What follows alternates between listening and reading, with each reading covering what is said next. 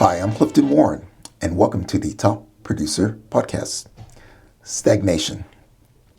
I'm often asked to work with companies and professionals who have stalled. Their growth has stalled. They are still very successful. They have a long history of success that they've enjoyed.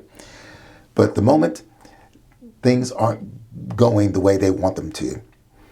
They're producing great numbers, but those numbers aren't growing. They're like a car that's stuck in traffic on the freeway. It's not moving forward or can't go sideways. They're just stuck. And you know what? This can happen to anyone. It can happen to the very best businesses out there. So I want to give you some tips, some ideas, warning signs, what to avoid so you don't become what I call horizontal stagnation. The first warning sign is you don't have a real plan. You don't know your numbers. So everyone should know their retention rate. Everyone should know who their top 20% of the clients are, their closing rate, the conversion rates. These are your base numbers. And quite often when a business is stagnated, no one knows the numbers. They're searching for them and trying to quickly calculate them. You got to know these numbers. The second warning sign is that you are a commodity. You don't have a unique selling approach. And thus, you don't really understand the reason for your success. So for example, there are still insurance brokerage firms globally that are producing some great results, growth results. But those growth results are based on the price increasing, not the acquisition of new clients.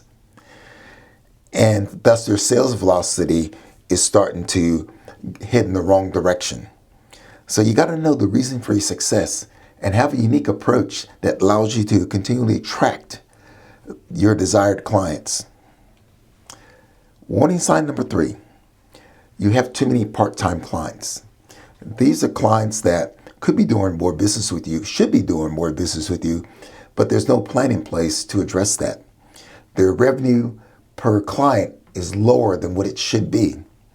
And sometimes these clients have other advisors out there or trusted advisors, people they're working with.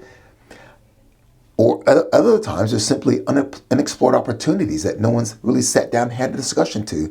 You might have had the opportunity just to do one thing for them and never really thought about going after other parts of the business.